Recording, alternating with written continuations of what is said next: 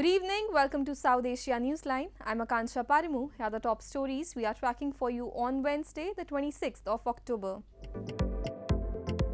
Normalization of India-China ties in world's interest, says Foreign Minister Jaishankar. Pakistan's former PM Imran Khan announces march on capital to call for early elections. And Sri Lankan Tamils yearn for answers about relatives who disappeared in civil war. And now for all the details. India's Foreign Minister S. Jaishankar on Wednesday said the normalization of India-China ties are in world's interest as he met the outgoing Chinese envoy to India, Soo Weidong. He emphasized that peace and tranquility in the border areas are essential to maintaining bilateral ties. India's Foreign Minister S. Jaishankar met the outgoing Chinese envoy to India, Soo Weidong, on Wednesday and said, normalization of India-China ties are in world's interest, as he emphasized that peace and tranquility in the border areas are essential to maintaining bilateral ties. Soo, who assumed office in July 2019, is leaving at a time when the two sides are trying to manage ties, following the 2020 border clash in Ladakh region that has remained the dominant issue between the two Asian giants. In his farewell remarks, the Chinese envoy also stressed the need to resolve differences and uphold the principle of non-interference in internal affairs. But we should break out of the geopolitics trap and find a new path that is different from the past. There's enough room in the world for China and India to develop together. And the two countries and the peoples should have enough wisdom to find a way to live in peace and achieve win-win cooperation. Since 2020, India and China have had several rounds of diplomatic and military-level meetings over the border situation. India has repeatedly emphasized that India-China relations cannot be normal unless the border situation is, and if China disturbs the peace and tranquility in border areas, it will impact the relations further. Poor air quality in Indian capital New Delhi leads to a surge in cases of breathlessness and chest congestions among the elderly every year around late October.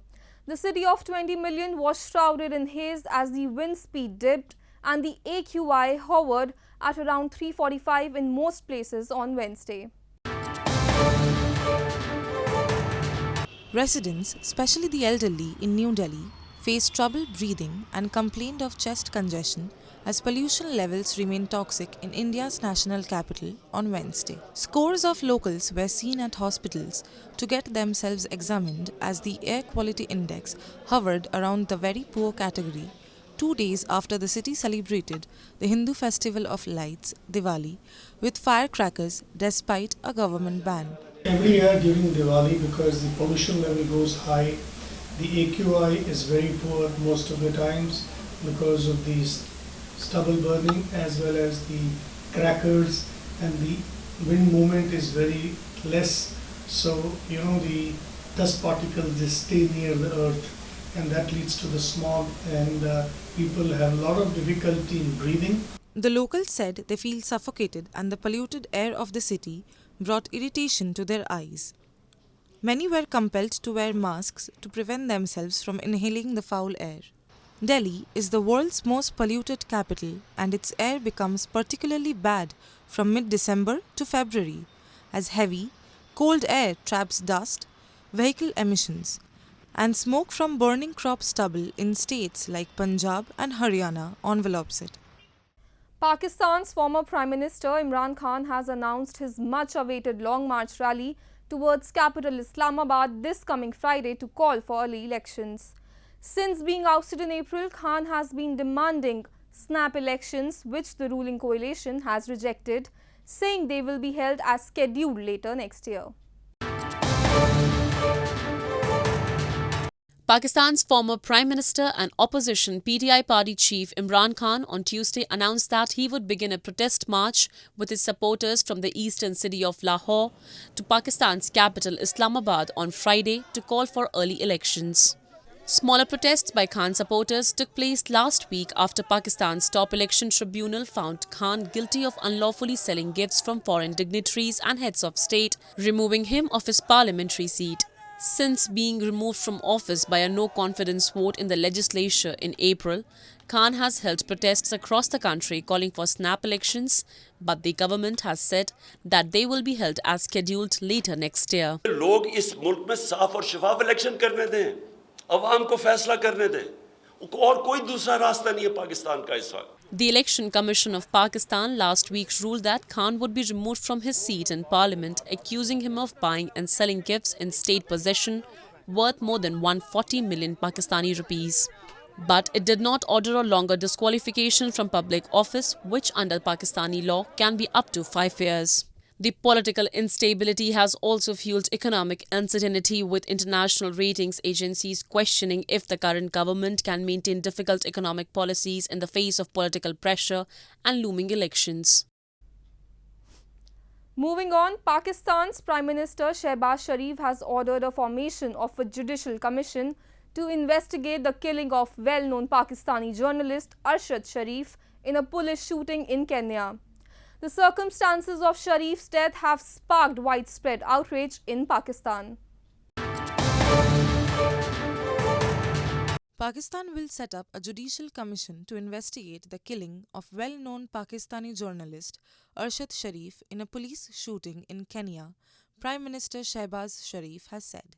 Pakistan's President Arif Alvi on Tuesday visited the residence of Arshad Sharif along with the First Lady Samina Alvi. They offered their condolences to the mother and family members of Sharif, who was shot dead in Nairobi on Sunday when police opened fire on the vehicle he was travelling in as it drove through their roadblock without stopping. The killing has sparked outrage in Pakistan.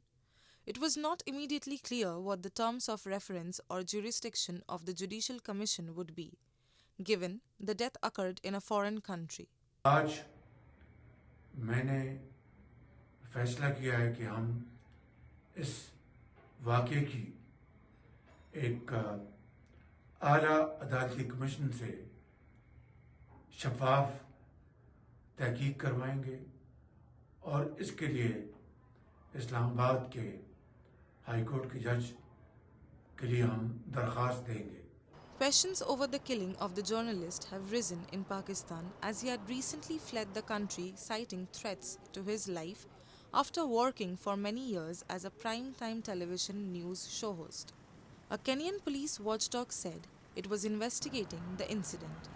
Former Pakistani Prime Minister Imran Khan on Tuesday said the incident was a target killing, but did not offer any evidence to support the claim. The Kenya Union of Journalists has also cast doubt over the police's version of events. Sri Lankan Tamil families have continued to yearn for answers about their relatives who disappeared in the 26-year-long civil war that ended in 2009. Few, if any, out of the thousands missing have been accounted for, and government officials have offered varying details of what happened to them, which is still unknown despite investigative efforts. Sri Lankan Tamil families have yearned for answers about their relatives who disappeared in the 26-year-long civil war that ended in 2009.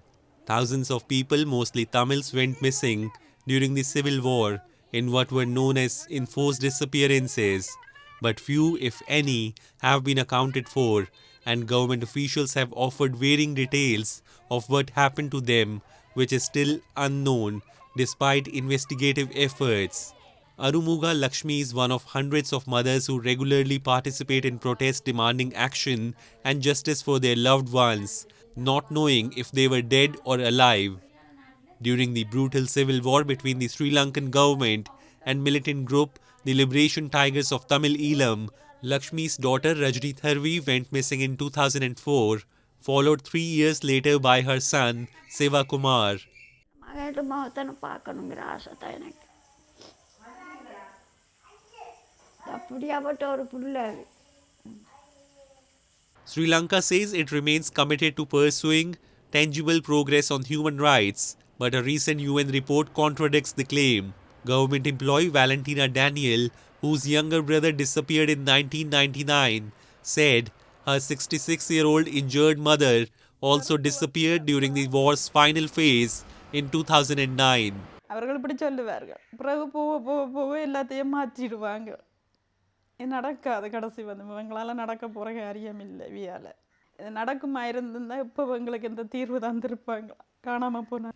Mahesh Katondala, chairman of OMP, the Office on Missing Persons, refuted claims of genocide of Tamils, saying the majority of those who disappeared had been abducted by the militant group or factions opposed to it. An OMP spokesperson said the fuel shortages crippling Sri Lanka during the Indian Ocean Islands' worst economic crisis in more than 7 decades have now made it impossible to meet a target of 5,000 interviews by year end.